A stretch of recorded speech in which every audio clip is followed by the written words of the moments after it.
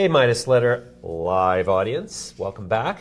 My guest in this segment is somebody who you probably have seen before, heard before. He's been here before. Brad Rogers is the Chief Operating Officer and President of CannTrust Holdings Inc, trading on the TSX under the symbol TRST. Brad, welcome back. Thank you. Thank you. No one told me it was live. I'm sweating now. Oh, there you go. Yeah, we don't do anything canned anymore. It's all live. Right? Okay. Well, actually, yeah, the way we do it is we shoot it live, then it goes quiet, then we clean up any mistakes and we push it out on the website with the transcript.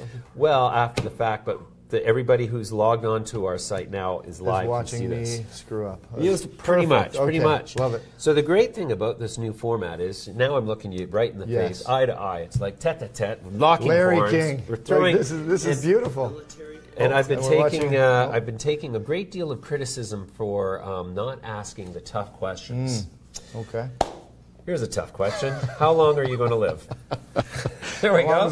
Got that out of the way. Now. Well, my doctor gave me half a calendar when I left his office. So really?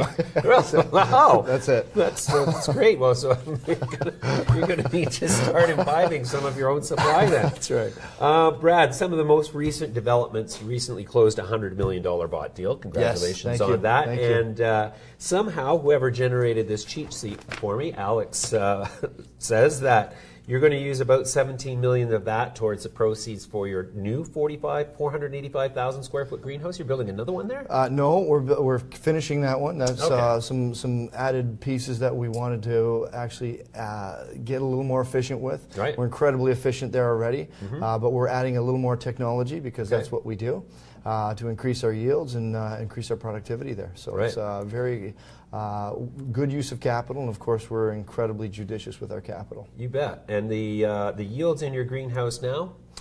We're rolling in at around 300 grams per square foot now. So, our original projection was 175 grams per square foot. Right.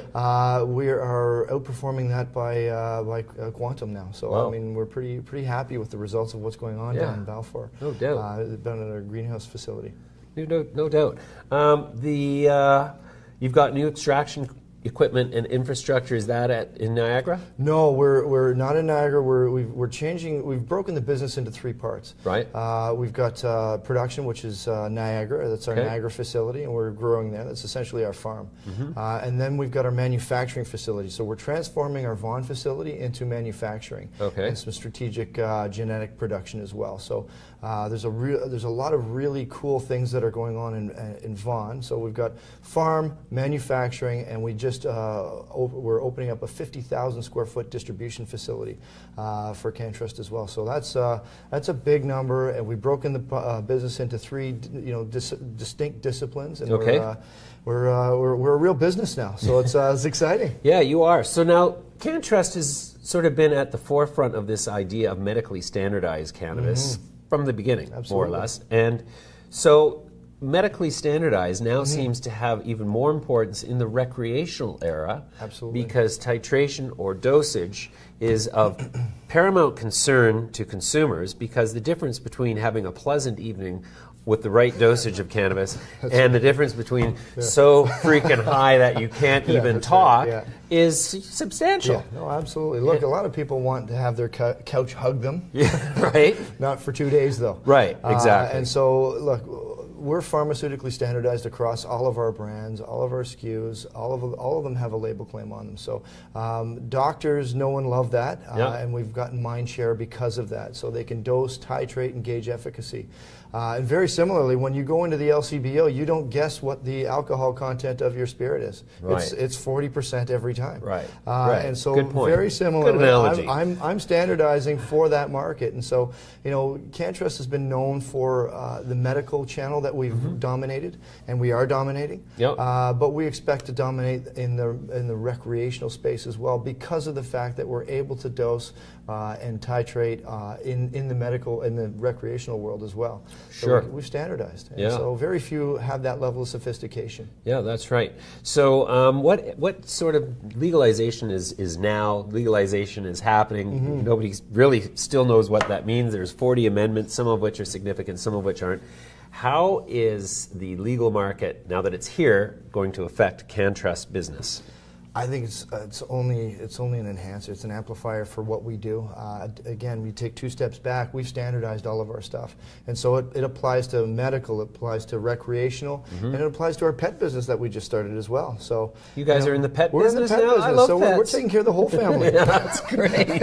Now my dog can get high. Absolutely. We're going to get high together, Rover. What do you think about that? Go twist us one up. I love it. That's right. Awesome. So obviously not to get animals high, but to treat their various ailments, anxiety, with pain. There's a lot of parallels to what the medical provides for humans. It can also provide for pets. So you can finally talk to the animals. So I can tell you, whole new meaning to dog whisperer. That's right. That's right.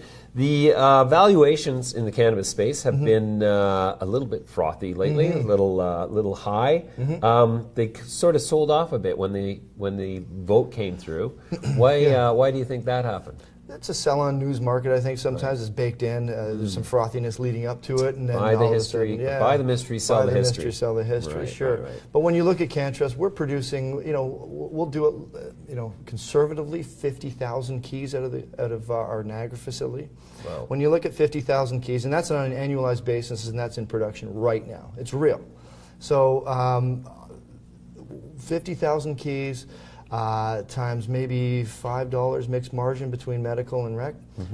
That's a good number, right? That's $250 million. And when you look at the margins that are going on right now in your EBITDA line, because we actually produce EBITDA, and we're a real fiduciarily responsible business. That you look at those EBITDA multiples. It's a real business, and that's a real tangible multiple on EBITDA that we can provide. Wow. So I don't think it's out of range whatsoever. In fact, I think we're incredibly undervalued right now relative to our peers and what we're able to actually execute on. Sure. You only, you've got a relatively conservative number of shares out, 102 million for a company that's so advanced. So That's right. I think that one of the reasons people are kind of missing out on the opportunity of CannTrust is they look at the share price and they assume that you have 1 billion shares out and go, okay, 8 times 1 billion, that's fully valued, and that's not the case. And so it's one of the interesting things in this business is that the number of shares outstanding really has to be taken into consideration, especially when you're talking about an operating business now, because the potential sort of dividend per share that could be paid should the company elect to do so is going to be much more meaningful in a low share issuance company. Absolutely, 100%. So the 40 amendments that were brought out in part of the process, do any of those stand out to you as particularly egregious, or any sort of wrinkle in the timeline to getting cannabis on the shelves?